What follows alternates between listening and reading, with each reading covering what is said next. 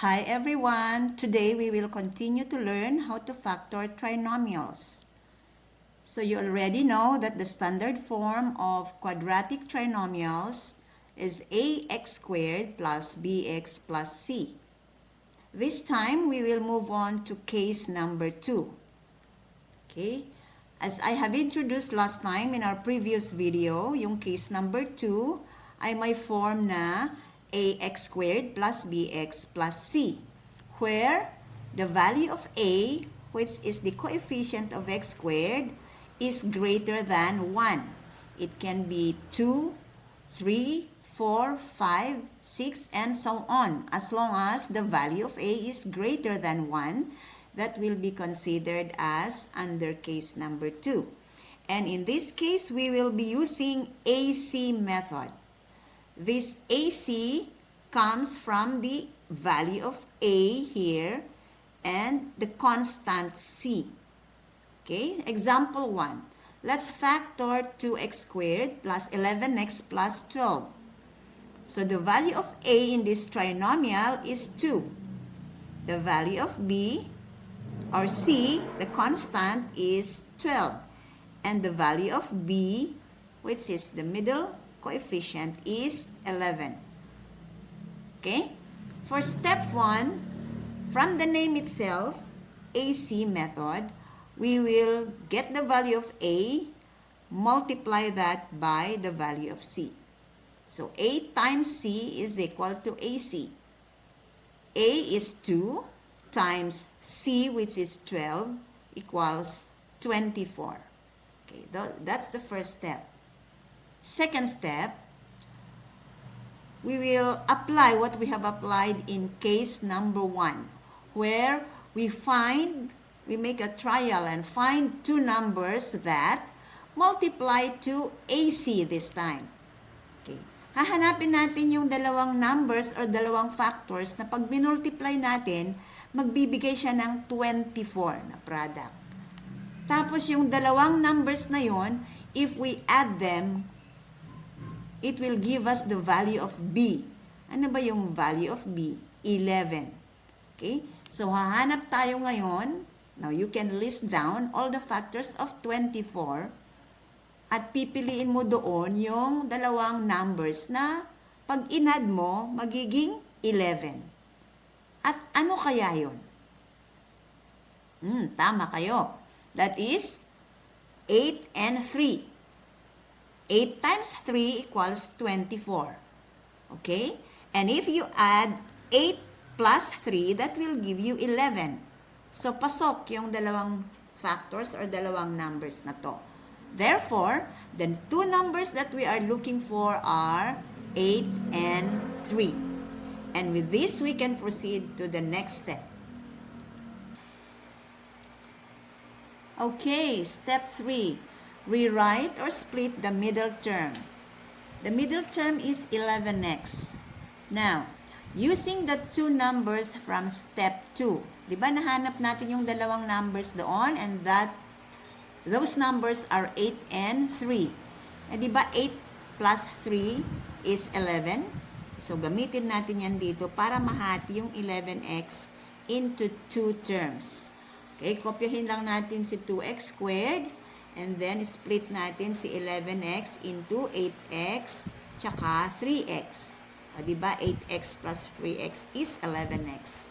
Yun ang gamit ng hinanap natin na dalawang numbers. Plus, copy 12. Okay. Next step, we group the numbers or terms. Yung first and second term, since they both have common factor, i-group natin sila. Yung pangatlo naman, tsaka pang-apat na term, 3x plus 12, mukhang may common factor din sila. So, i-grupo din natin yan. Okay. Para mapadali yung paghanap natin ng factors ng trinomials na to. Kasi apat na terms na ito, i-grupo natin para mas makuha natin yung common factors nila ng mas mabilis pag ganito yung process. So, ilabas natin o i-factor out natin yung GCF ng 2x squared plus 8x. Ano nga ba yung GCF nila? Okay, between 2 and 8, yes, that is 2. And between x squared and x, tama, x dapat yung common factor nila. So, 2x will be the GCF. Okay, and then we will write or find out the remaining factors inside the parentheses. So, to do that, diba, kopyahin lang natin yung mga terms and then divide both of them by the GCF. Okay? So, divide both by 2x. We will simplify that later. Next, ganun din dito, ilabas natin yung common factor nila. Ano ba yung common monomial factor ng 3x and 12? Yes, that's 3. Okay? And then we will find the remaining factors inside the parentheses. So, copy 3x plus 12, divide both by 3. Alright, now let's simplify. Okay. I-cancel natin yung 2, tsaka 2 dito. They cancel into 1. X will cancel with x here into 1. Another 1, 3, and 3 will cancel into 1. Now, the remaining factors are, okay, we copy 2x, and then x squared divided by x is x, 8 divided by 2 is 4. So, that will be x plus 4 plus 3 times x plus 12 divided by 3 is 4. So, x plus 4. Now, you notice na meron silang common factor. Hindi nga lang monomial, pero binomial naman ngayon. There you see, there is a factor here, x plus 4. There is also a common factor here, x plus 4. And because of that, we are now able to write our final factors. Kopyahin lang natin yung dalawang GCF. We factor them out, okay, and group them as 2x plus 3. And then, multiplied by the common binomial factor x plus 3. Ito po. O, ayan na. That is now the complete factors of 2x squared plus 11x plus 12. Ayan. Okay po. Sana may natutunan kayo with this example. I think we can look at another example here. O meron pa ba? Ayan, example 2. Factor 2x squared plus 5x minus 3. Okay. Let's identify the ABCs of this given trinomial. A is equal to 2. C is negative 3, the constant. And B is the middle coefficient is 5. Okay? For step 1, we will find the AC.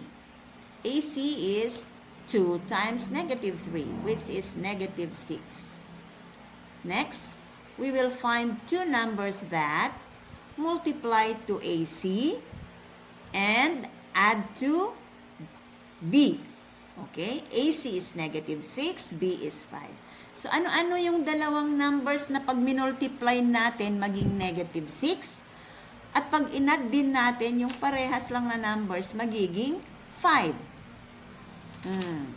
Isip-isip. Tama. That is 6 and negative 1. Okay? Since negative ito, isa positive, isa ay negative. Okay, 6 times negative 1 is negative 6. And then if you will add 6 plus negative 1, that will be 5. So, sakto. Pasok siya sa condition natin. Therefore, the numbers are 6 and negative 1. So, eto na ang gagamitin natin doon sa step 3. So, rewrite or split the middle term. The middle term here is 5x. We will use the numbers 6 and negative 1. So, copy 2x squared and then hatiin natin si 5x. Magiging 6x tsaka negative 1x. And then we will copy negative 3. Okay? Now we will group 2x squared plus 6x. Group natin sila. And then, plus, i-group din natin si negative 1x or negative x minus 3. Okay? Pagkatapos niyan, we will factor out the GCF from each of these group of binomials. So, ano nga ba yung factors or common monomial factor ni 2x squared plus 6x? Tama, 3x. Okay? 3x nga ba? Mali, sorry, 2x. Yes. And we will write the remaining factors. 2x squared plus 6x divide by 2x. Okay, divide both by 2x. Plus, what is the common factor here? Okay, negative 1 and negative 3. Pag ganyan, na yung variable natin may negative na coefficient, ilabas natin yung sign na negative. Negative 1. Okay? Right. And then, what are the remaining factors? That will be negative 1x minus 3, divide both by the GCF, negative 1. So, simplify. We will cancel this 2 and 2 into 1. X and x into 1, negative 1, negative 1 into 1. And write the remaining factors. We copy 2x. X squared divided by x is x. 6 divided by 2 is 3. So that will be x plus 3. And then we copy negative 1. We will have x. Negative 3 divided by negative 1, that will be x plus 3. Bakit naging plus, ma'am?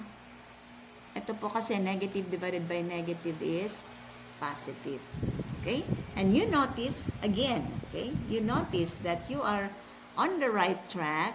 If you are up to this point, mayroon kayong common binomial factor. Kagaya nung unang example natin kanina, mukhang andoon ka nga sa tamang landas. Okay? So, now you can write the complete factors of 2x squared plus 5x minus 3. Okay, factor out the GCF, 2x minus 1, and group them together times the common binomial factor, x plus 3. Alright? So, ayan. Those are the complete factors of the given trinomial. If you want to check your answer, you always have to multiply these two factors together by FOIL method. And the product should go back to the given trinomial. Okay po? Alright, this is all for now.